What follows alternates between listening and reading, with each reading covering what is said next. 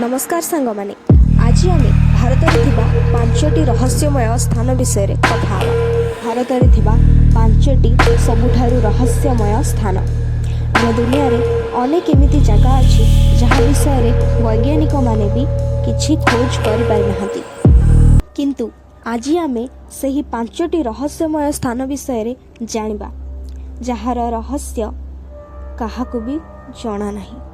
भारत निजर समृद्ध इतिहास और विविधता पाई जना जाए, किंतु एथिरे लुचि रहिथिबा किछि रहस्यमय स्थान एमिति अछंती जहाँ वास्तविकता और कल्पना मध्यरे एक अद्भुत सीमा बनाती।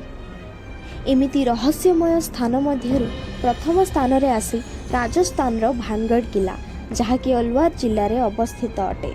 एही किला 17वीं शताब्दी रे राजा माधव सिंह द्वारा बना जाइथिला। एठारे रहुथिबा अनेक लोकंक कथा अनुजाई एही किलारे भूत प्रेत माने रही थांती। एही रहस्य को आज पर्यंत केही भी जानि पारि नाहंती कि सतरे कौन सेठारे भूत माने रुहंती। तेबे एही कथा आज पर्यंत भी रहस्यमय होइकी रहिछि। सेठारे भूत अछंती कि नाहंती ताहा काहाको भी जଣା नाही। इवेन वैज्ञानिक माने भी यह खोज करिबारे असमर्थ अटंती। यहाँ पर नंबर 2 रे आसुची जल महल। शुणिकी आश्चर्य लगुथिले भी यह सत्य अटे। एई महल जल मध्यरे थिबारु याकू जल महल बोली कहा जाए।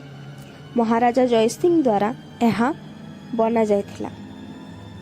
यहाँ पर नंबर 3 रे आसुची स्वर्ण भंडार गुंफा। बिहार रे अवस्थित एही गुंफा रे सुनार खजाना अछि बोली कहा जाय थाए।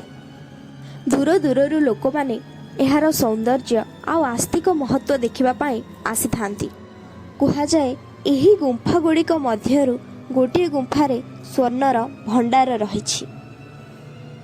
एही गुंफा गुड़िक चतुर्पार्श्वरु वृक्षलता मानक द्वारा आबद्ध होइछि।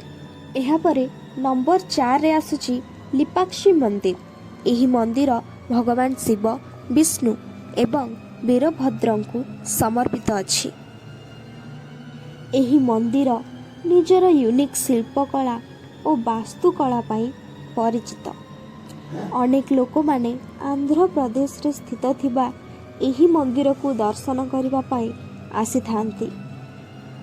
सबुठारु आश्चर्यजनक घटना यह कि सही मंदिर रे थिबा सबु पिलर नॉर्मली माटी सहित लागिकी रहिछि, किंतु सेथि मध्यरु गोटिए पिलर पवन रे झुलुछि जहाँ माटी सहित टच हुएनी। यहाँ पर नंबर 5 रे आसुछि करणी माता मंदिर। एही मंदिर राजस्थान रे अवस्थित अटे। एही मंदिर मूषा मानक पाई प्रसिद्ध। हाँ आज्ञा, एही मंदिर रे हजार संख्यारे मूषा मानक देखा जाय थाए। मूषा मानक सेवा करिबा, तांको खाद्य खुआइबा एठाकार लोक माने सौभाग्य बोली मानि थांती। हजार संख्यारे मूषा थिबा सत्वे मंदिर को आसीथिबा कौनसी भक्त को एमाने कौनसी हानि पहुंचाई न थांती। एभली एक अद्भुत मंदिर आज पर्यंत मध्य रहस्यमय होई रहिछि। केही भी मध्य जानि नाहंती एते सारा मूषा केउठारु आसीछंती, किंतु एमानकर सेवा करिबा लोक माने निजर सौभाग्य बोली भाबंती। धन्यवाद।